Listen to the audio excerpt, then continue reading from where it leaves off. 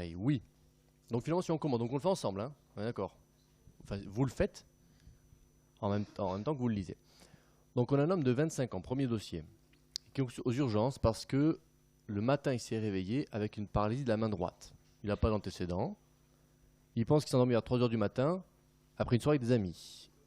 Et nous, on a un déficit de l'extension des doigts. Pourquoi on lui demande à quelle heure il s'est endormi?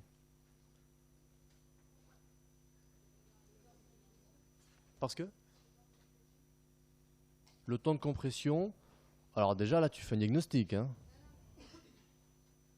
Donc pourquoi pas? C'est une hypothèse diagnostique, c'est vrai, c'est séduisant comme hypothèse diagnostique. Néanmoins, il faut quand même qu'on aille un peu plus loin avant de dire ça.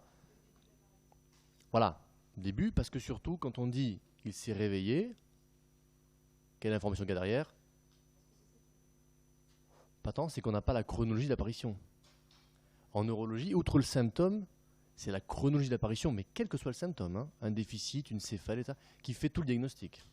Ça, c'est de l'anamnèse pure, et ça, c'est la différence entre je fais un scan, une PL, ou je le renvoie chez lui, sur une céphalée en coup de tonnerre, par exemple. Et tant qu'on est ici, puisque vous ferez des gardes aux urgences, et c'est pas que les dossiers de CN, brutal en neurologie, ça veut dire quoi pour vous? Comment? En termes de chronologie, comment tu le décrirais? Comment? En quelques secondes, oui, mais ça suffit pas. Et c'est fondamental ce qui va suivre. Comment? Ouais, qui a dit ça? Voilà, d'emblée maximale. Donc, si vous demandez juste à quelqu'un est-ce que vous avez eu mal d'un coup, il va vous dire oui. Toutes ces céphalées, il va vous dire bah oui, à un moment j'avais pas mal, à un moment j'ai eu mal. Point. Est-ce qu'il y a eu une marche progressive? Est-ce que finalement, 1 heure après le début, c'était encore pire? Si vous demandez comme ça, il va vous dire ah oui, oui, oui. À 10 heures, j'ai eu mal d'un coup, mais à 11 heures, j'en pouvais plus. À midi, c'était pire, et puis après, ça s'est calmé. C'est pas une céphalée en coup de tonnerre. Le côté d'emblée maximal. Pareil pour une paralysie. J'ai vu double, j'ai vu pas double, j'ai pu bouger, j'ai pas bougé. Tout ça, ça apparaît d'un coup. Ils s'en rendent compte d'un coup. Est-ce que ça a progressé? Donc brutal égale d'emblée maximale.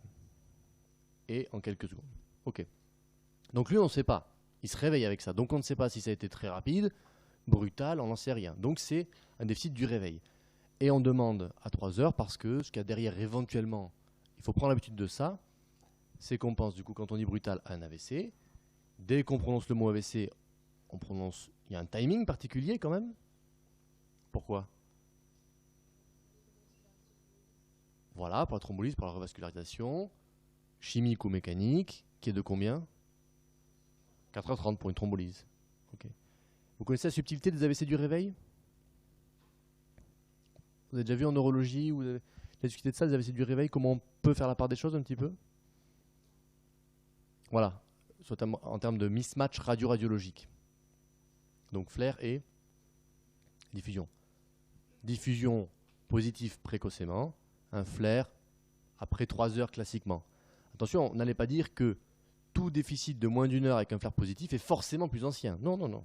C'est que si le flair est négatif, on est quasi certain que c'est à plus de 3 heures. S'il est positif, ça ne veut pas vraiment dire ça. Vous connaissez, ça c'est valeur prédictive négative, positive, ça c'est des raisonnements qu'il faut vraiment avoir constamment sur tout, même pas qu'en neurologie. Hein. Donc qu'est-ce qu'on nous pose comme question? Quelle atteinte on suspecte? Est-ce qu'on a suspecte d'atteinte du nerf ulnaire, radial, de la racine C7 ou de la racine C8? Déficit des extenseurs des doigts. Ouais, nerf radial. Mais du coup, quand on dit un déficit, là, on n'a pas assez d'informations. On raisonne comment sur un déficit moteur souvent? Un muscle s'est innervé par un nerf. Et si on remonte, donc un nerf, on appelle ça un tronc nerveux. On remonte, il y a un plexus, brachial ou lombosacré, ça dépend. Et encore en haut, une racine. Donc tout muscle a une innervation, un tronc et éventuellement un plexus. C'est vrai que ça complique un peu le raisonnement, mais surtout une racine, un tronc, une racine. Donc il y a forcément des muscles qui vont avoir une innervation par le même tronc, mais par une différente racine. À l'inverse, même racine, différents troncs. Et ça, cliniquement, ça permet de localiser. Là, on n'a pas assez d'éléments. Donc, extenseur commun des doigts, c'est aussi la racine C7. Donc, si il nous faudrait plus d'informations de l'examen clinique pour être sûr un peu de localiser. Et c'est un raisonnement aussi qu'on utilise beaucoup pour un examen complémentaire de neurologie. On fera pas mal de comme ça, on parlera de beaucoup d'autres choses parce que moi je fais ça, j'aime bien ça, donc je sais pas si ça vous saoule, vous me dites. Hein. Mais c'est bon, ça fait partie de la neurologie. Hein. Donc le même raisonnement, un tronc, une racine. Quel examen complémentaire étudie le système nerveux périphérique? Le MG. Quelle partie de l'EMG étudie le muscle en soi ou le reflet sur le muscle d'une atteinte du nerf? La détection. Donc c'est pareil. La détection, c'est quasi comme un testing, finalement. C'est-à-dire quel muscle est pathologique. Et après, au sein du muscle pathologique, est-ce que c'est neurogène, myogène? Est-ce qu'il y a de l'activité spontanée? C'est comme ça que ça marche. Vous connaissez un peu la détection? Vous voulez qu'on en parle un peu pour vous faire les idées claires? C'est quoi en fait la détection? Donc on prend une aiguille qui est toujours, comme on enregistre des différences de potentiel, c'est un dipôle. Donc c'est une aiguille toute petite, mais qui est finalement une aiguille bipolaire. Il y a au sein de l'aiguille une toute mini aiguille et une aiguille circonférentielle autour, comme ça, qui ne la touche pas, ce qui fait qu'il y a un dipôle. Donc on peut enregistrer une différence de potentiel au sein d'une seule aiguille. Okay, on la plante dans le muscle. Qu'est-ce qui se passe? Il a mal. Non, pas forcément. C'est vraiment tout petit comme aiguille. Il faut prévenir. Voilà, on leur explique qu'il y a pas mal. Silence. Pas d'activité spontanée. Le muscle au repos est silencieux. D'accord? Comment? Ouais. On peut avoir par contre, et c'est pathologique, de l'activité spontanée. Des fasciculations, de la fibrillation, des myochimies, des décharges myotoniques, plein de choses comme ça. Et ça nous fait rentrer dans des cases de pathologie. Fasciculation, à quoi on peut penser éventuellement? À la SLA. Des décharges myotoniques. Bon, c'est plus compliqué, mais il y a des petits mots là-dessus. Hein, une myopathie de Steinert. Voilà, dans le bouquin, vous avez des petits mots sur des dystrophies, des myopathies, dystrophies myotoniques. Bon, des choses comme ça. On demande après de faire l'effort. Et ce qu'on enregistre, c'est des potentiels d'unité motrice, c'est-à-dire des spikes. Tac, c'est un trait comme ça, où c'est une unité motrice qui se contracte, qui est l'association d'un nerf, un axone, avec plusieurs terminaisons et plusieurs fibres motrices.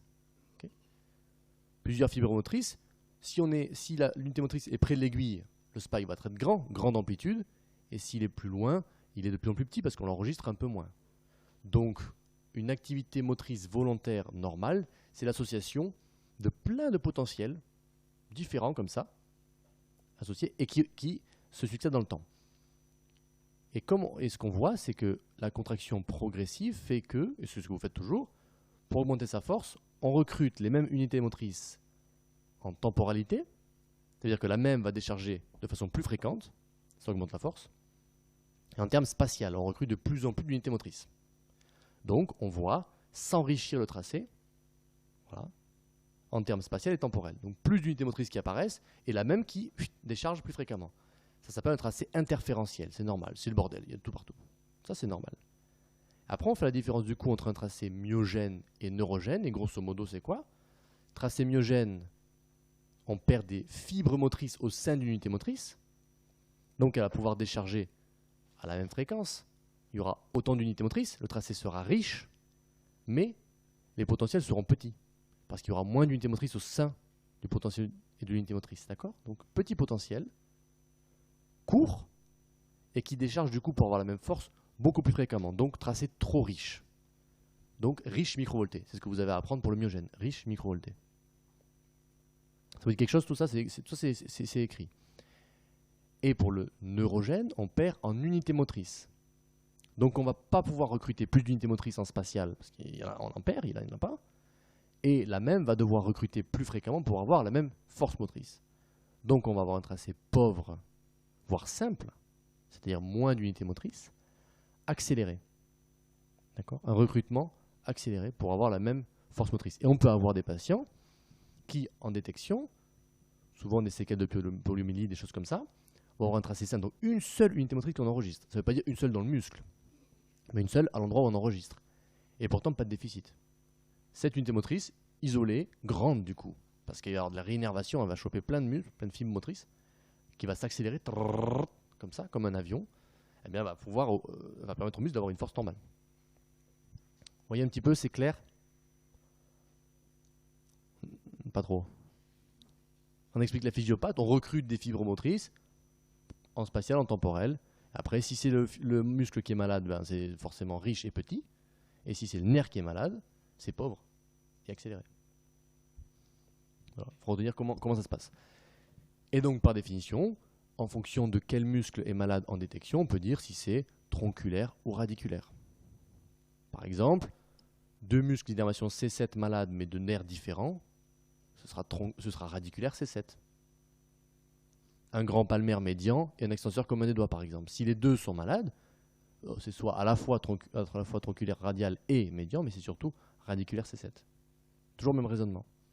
Et si c'est que les extenseurs, mais que justement le médian C7 est normal, on n'est plus sur du radiculaire, on est sur du tronculaire et c'est le radial. Et c'est comme ça qu'on réfléchit. Ok ? Donc là, sur ces éléments justes, on pouvait dire radial et radiculaire C7, puisqu'on n'a qu'un muscle. Donc forcément, on a deux innervations. On complète. Alors on avait envie de compléter quand même. La main droite est tombante. Donc il y a en plus un déficit. L'extension du poignet. Une main, comment on le décrit ça? On appelle ça une main radiale d'ailleurs. Ça ne veut pas dire. Attention, quand on dit main radiale, il y a des pseudo-mains radiales centrales. Donc attention. Mais c'est une main en fléau. Voilà, on appelle ça une main en fléau. C'est comme ça qu'on décrit.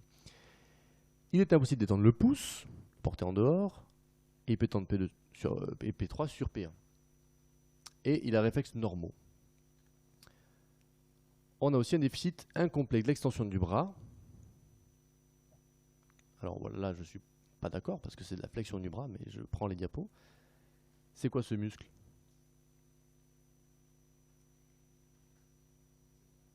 Ouais, stylo-radial. Enfin, on dit plus brachio-radial. Ou long supinateur. Mais du coup, je ne sais jamais quelle est la nouvelle, pas nouvelle. Donc vous, c'est brachio-radial nouveau? Ok. Donc long supinateur ou brachio-radial. Flexion. On le teste comme ça. Attention, on le teste pouce en haut. Pourquoi? Quoi? Parce que la flexion du bras, il y a quoi d'autre qui fait la flexion du bras? De l'avant-bras sur le bras. Le biceps. Donc biceps, vous le testez pomme vers le haut. Là, vous n'avez pas la corde du supinateur qui est ici. Faites-le vous. Si vous faites comme ça, vous allez voir la corde qui apparaît. La pousse en haut. Hop. Mais si vous faites comme ça, il se contracte beaucoup moins. Donc on teste le biceps. Okay, tac, tac. Comme ça qu'on teste. Donc quand on teste quelqu'un en flexion, on fait les deux. Hein. Mettez le pouce comme ça. Voilà. Et dans ces déficits-là, donc on a dit que ça pouvait être soit radial, soit C7, on va avoir une perte de ce relief de la corde là. Un déficit qui est parfois discret parce que justement il y a quand même un petit peu de biceps, donc animalement on voit vraiment la corde qui ne se dessine pas. Donc la question à ce muscle était brachio-radial. Très bien. Bah, ouais, on l'a déjà dit, c'est bon. Également on constate une hypoesthésie du dos de la main droite à ce niveau-là à la piqûre. Qu'est-ce que vous commentez là? Parce qu'on est toujours sur une question. Alors, encore une fois, hein, c'est de la neurologie, hein, donc nous on a envie de savoir où ça se passe. Hein. C'est notre seule question. La première c'est centralo-périphérique, et en fonction de ça, après, on précise. Moi, de décrire comme ça, je m'en fous, je veux savoir où ça se passe. Et selon vous, quand on a ça. Comment? Ouais, ça fait plus tronculaire. Mais où alors? On vous pose la question où? Est-ce que c'est à l'avant-bras, au bras, ou est-ce qu'on est toujours sur du radiculaire? On a dit radiculaire, bof, pourquoi?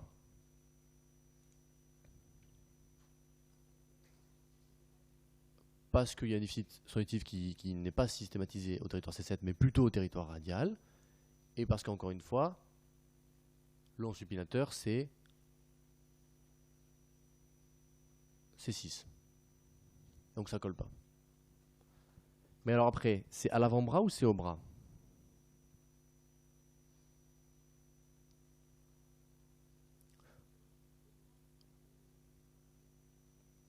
Parce que le brachio-radial, voilà. Voilà, donc c'est plutôt au bras. Deuxième argument qu'il ne faudrait pas avoir, mais c'est un argument ensuite étiologique. Mais voilà. Au bras. Ça on a dit. Alors le patient il explique qu'il s'est réveillé la tête appuyée sur le bras droit. Alors là aussi, hein, bon, c'est pas possible. On peut pas soi-même. Comment on appelle ça? Là, vous savez où on veut en venir. Comment on appelle ça? Voilà, ce sont des amoureux. La Saturday Night Palsy. Donc, c'est pas sa tête qu'on appuie sur le bras, principalement. C'est surtout la tête de quelqu'un d'autre. C'est vraiment, on est un petit peu souvent, on se connaît pas trop, on n'ose pas dire j'ai des fourmis, et puis le matin, bon, ben, on a plus que des fourmis. Donc, on suspecte une compression du nerf radial au bras droit. Ok. Et vient quelques jours plus tard avec un examen. Alors, qu'est-ce qu'on lui a demandé comme examen éventuellement? Un AMG. Mais, on lui demande pas tout de suite. Parce qu'il faut qu'on ait un petit peu de temps d'éventuellement voir la perte axonale. Donc à 10 jours, on lui demande à 10 jours. Si vous le faites tout de suite, vous pouvez passer à côté. Et après, bon, si la clinique est vraiment en faveur, vous n'êtes pas obligé de faire un EMG. Mais on le fait à 10 jours. Donc on lui fait un EMG. Enfin, on lui fait quelque chose. Qui retrouve un bloc de conduction du nerf radial entre l'aisselle et le coude. Ça vous va. Une réduction de l'amplitude motrice distale du nerf radial. Et une réduction de l'amplitude du potentiel sensible du nerf radial. Donc comment on peut raisonner là-dessus? On a déjà parlé de EMG, mais on n'a parlé que de la détection. Qu'est-ce que ça veut dire tout ça? Donc un bloc de conduction ou une réduction d'amplitude motrice. Ça veut dire quoi? Donc c'est de la stimulodétection. Ouais. Mais alors qu'est-ce qu'on a comme information sur une stimulodétection motrice? Qui sont toutes numériques, c'est des chiffres, mais qui correspondent à quoi?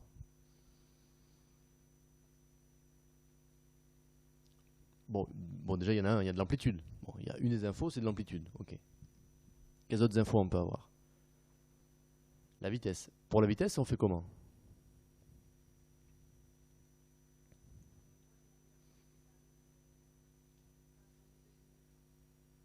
Ouais. Ça, c'est le principe de tout l'EMG. L'EMG, on met des électrodes sur un muscle, celui qu'on veut étudier.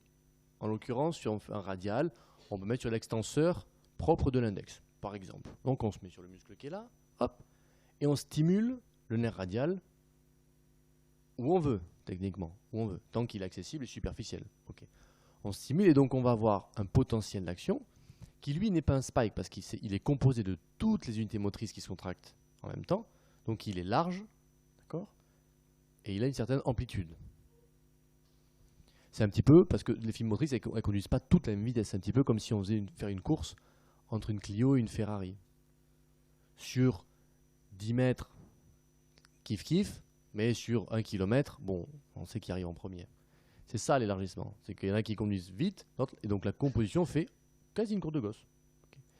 Plus on va s'éloigner, plus on va avoir une dispersion physiologique. Donc le potentiel s'élargit, mais très discrètement. Ça, c'est normal. C'est qu'il y a des fibres qui conduisent plus ou moins vite. Et alors, l'amplitude, oui. La vitesse, c'est pas exactement ça. Parce que, qu'est-ce qu'on appelle comme étant le temps entre le moment de la stimulation et le moment d'arrivée du potentiel? On appelle ça une latence.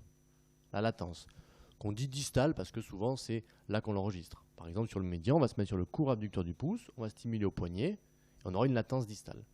Une amplitude et une durée de potentiel. 3 chiffres. Et pour avoir une vitesse, on fait comment? Donc, effectivement, on a besoin d'un temps. Oui. Et on a besoin de quoi d'autre? D'une distance. Donc, comment on fait pour avoir la vitesse d'un nerf? Là, on pourrait, sauf que ça, vous ne pouvez pas l'inventer, mais dans le moteur, il y a la jonction neuromusculaire. Ça, vous le savez. Mais on n'aime pas trop mesurer la vitesse distale parce qu'on ne sait pas combien de temps ça prend au niveau de la jonction musculaire. Donc, ça ne reflète pas strictement la vitesse du nerf. Pour ça, on a besoin de stimuler à plusieurs endroits. Une stimulation étagée. Et on peut aller jusqu'où on veut. On peut aller au coude, puis à l'aisselle, puis même jusqu'ici, pour chaque nerf. Donc on aura un temps entre distal, électrode, coude, électrode. On fait une différence, on a le temps entre les deux, facile. On mesure une distance avec 1 mètre, en centimètres, on a une vitesse. Ok. Bloc. Bloc de conduction, c'est quoi ça? Bloc de conduction.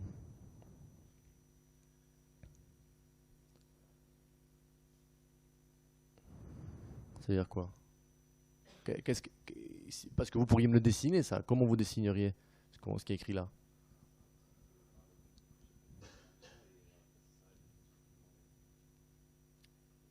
Mais donc, si je me mets ici, je stimule plein de fois et au bout d'un moment, ça s'arrête. C'est ça?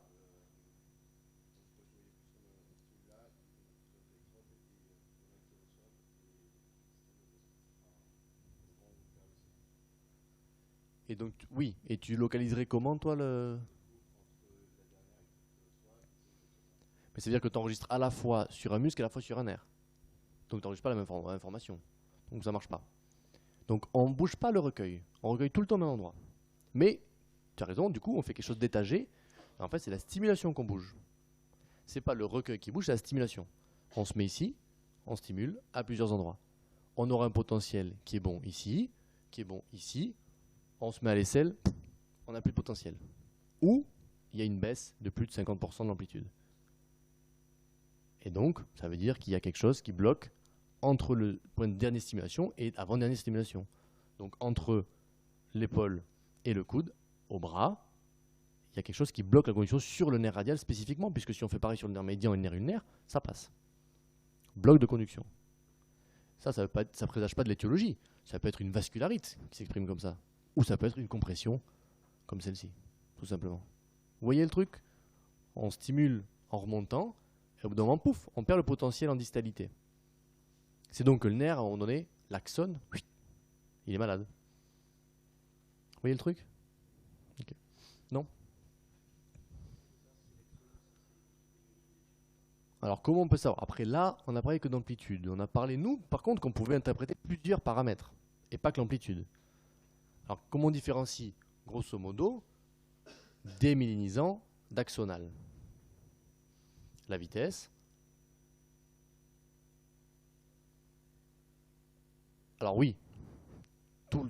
Et donc, vitesse, elle est comment? Voilà, on a un ralentissement de la conduction, voire des blocs de conduction, très bien. Sauf que là, on n'a pas qu'un bloc. Donc le bloc, ça peut être une atteinte de la myéline qui fait que ça ne conduit plus. Moi, j'ai dit le nerf est malade, je n'ai pas dit l'axone. Hein. Ou de l'axone, par une ischémie ou une compression. Mais l'association bloc de conduction et baisse d'amplitude nous fait dire que c'est axonal. Baisse d'amplitude. D'accord?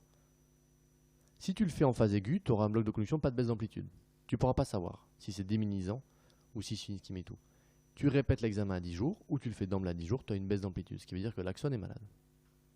On a besoin de la dégénérescence valérienne. Ok?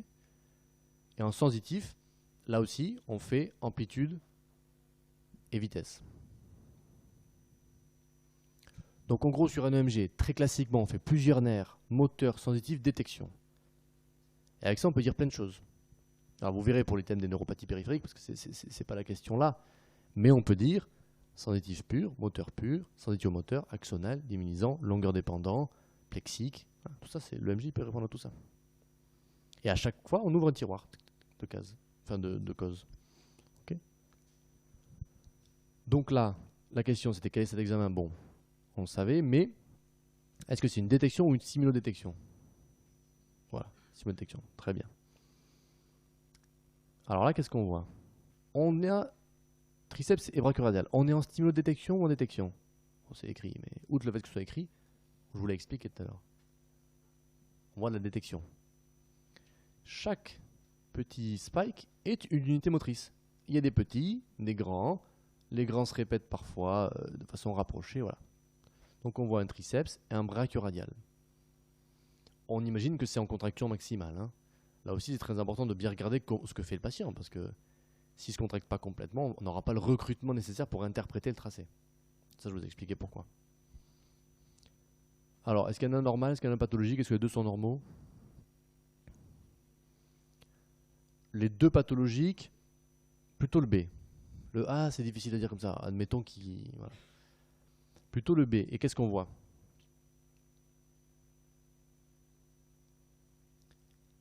Ouais. C'est pauvre. Ouais. C'est au moins pauvre. Et c'est plus petit, mais c'est pas quand même microvolté. C'est pas assez petit. Et voilà, et accéléré. Et c'est surtout pas riche en tout cas.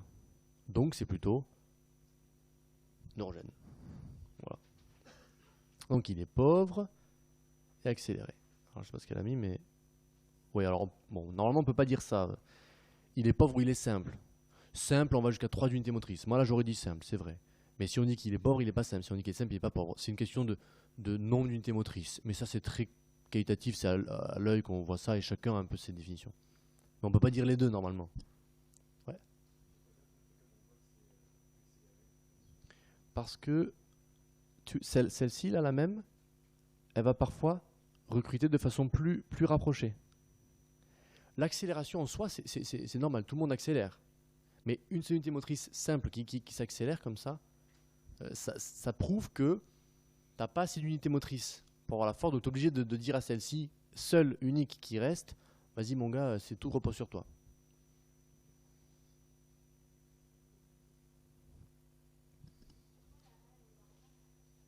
Parce que c'est pas le plus beau interférentiel qui soit, mais c'est un petit peu, il y a plein d'unités motrices différentes qui recrutent en spatial, parce que tu vois que là, il y a des petites, des grandes, il y a plein de types, et en accéléré, en temporel.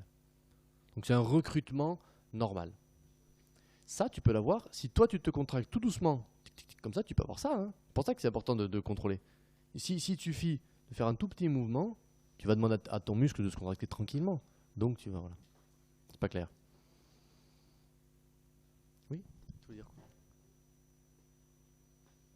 Non? Oui, tu voulais. Ah, je crois que tu voulais dire un truc. Oui. Oh, c'est une question du nombre d'unités motrices entre pauvre et simple. Donc, du nombre. Vous allez pas retenir. Souvent, on dit simple, c'est 3-4. Et pauvre, c'est quand c'est plus. On a interférentiel, c'est normal. Intermédiaire, pauvre et simple, quoi. Non, c'est parce que c'est pas par seconde. Tu peux pas avoir plus que ça. Si tu as l'effort maximal, tu auras beau contracter plus. Enfin, de toute façon, tu es maximal. Tu n'en as pas plus. Donc, c'est le nombre d'unités motrices que tu enregistres en totalité. Bah, c'est la même forme. Celle-là, là, même taille, même forme, c'est la même. Touc, touc. Si tu bouges pas, du moment que tu bouges, ben, tu vas changer ton champ d'enregistrement. Donc, tu vas enregistrer d'autres unités motrices. Mais au même moment, au même endroit, pardon, ton aiguille, si elle bouge pas, c'est voilà, la même forme. Paf, paf, paf, elle décharge. Et on peut pas dessiner parce que ce serait plus qu'avec un schéma, le côté un axone, plusieurs, où ça? Vous voulez qu'on dessine ou c'est bon? Alors,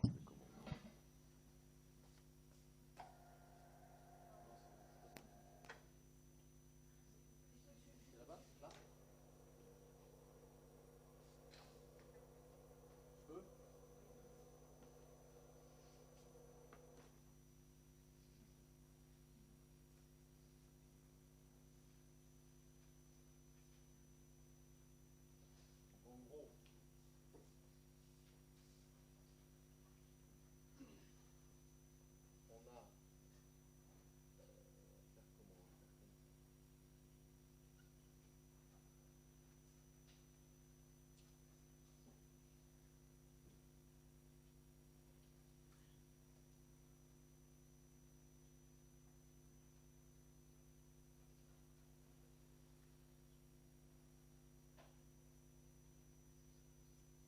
donc vous reconnaissez très bien un corps cellulaire, un axone, bon, plusieurs ramifications et des fibres motrices. Ça, c'est une unité motrice. Comme ça, ok? On enregistre plusieurs. Si on a une atteinte neurogène, une atteinte de l'axone ou les minimes, en tout cas du nerf, c'est ici ou ici. D'accord? Donc on va avoir moins d'unités motrices. Donc au lieu d'avoir un tracé avec des petits, là, des grands, comme ça, celle-là ne se contracte pas, donc on en perd. Donc on va en avoir une ou deux hein, qui vont se contracter et qui vont s'accélérer pour faire de la force. Ici, elle se contracte. Vous voyez ce que je veux dire? Si on perd ici, myogène, hop, on va avoir cette unité motrice là, qui va être toute petite. Et il va falloir recruter plus pour avoir le même effort. Donc, c'est microvolté, c'est très riche. Parce qu'on peut recruter plusieurs unités motrices. Là, on ne peut pas, parce qu'il en manque. Là, on peut. Mais par contre, elles sont plus petites. Vous voyez? Et après, de façon chronique, ce qu'on peut voir, c'est que si jamais là, lui, hop, il vient réinnerver, comme ça, on va avoir des unités motrices qui vont être comment alors?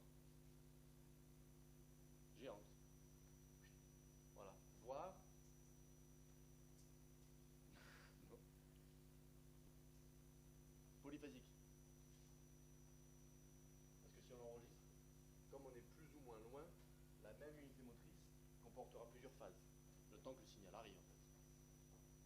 D'accord?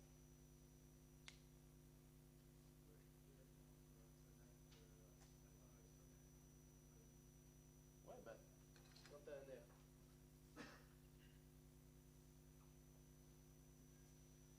moteur,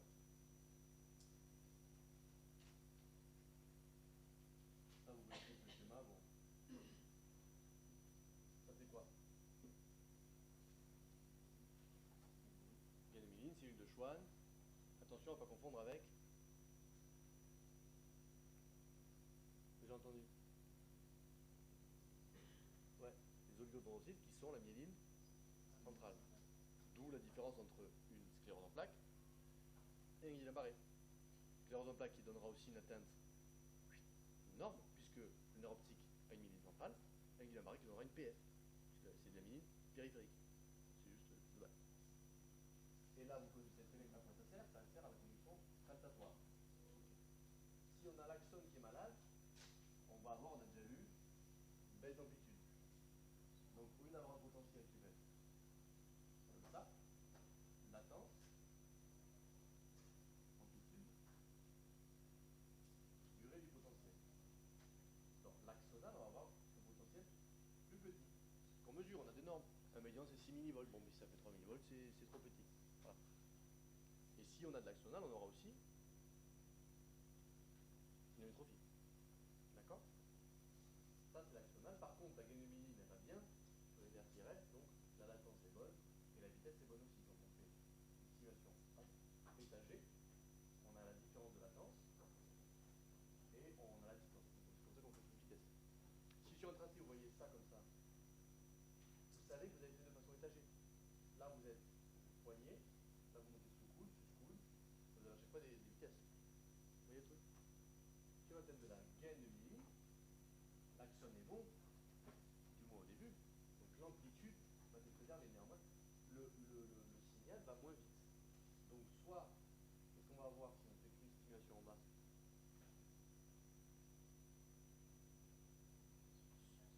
Voilà, et voilà. Donc, soit on a, hop, l'augmentation de la latence, soit même les deux avec un potentiel qui va être dispersé. Temps de dispersion, et ça, ça, on voit très fréquemment dans quoi? Ce qu'on fait ici, donc canal carpien. Canal carpien, les premiers signes, vous faites un enregistrement, l'amplitude est bonne, sauf qu'il arrive à 4-5 millisecondes. C'est trop long, canal carpien. Ok? Et si on fait des stimulations étagées, celui-là, finalement, il va être hop, plus loin. La vitesse va être diminuée. Ce qui mettra plus de temps pour arriver. Plus de temps, et vitesse diminuée. Pour la même distance. Ok?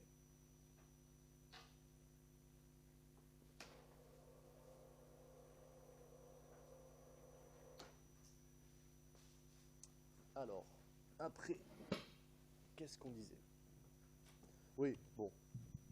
Simple et pauvre, voilà. Encore une fois, retenez, pauvre, simple, c'est synonyme, c'est une question de nombre d'unités motrices. Vous n'avez pas. Voilà. Si 3 semaines. Oui. Ah. Donc le même patient, là on a un radial droit. Ok. Si 3 semaines avant, il a présenté une douleur, une hypoesthésie de la paume de la main gauche. La question, c'est quelle serait la diagnostic syndromique? À votre avis? Sans proposition. Ouais, pourquoi?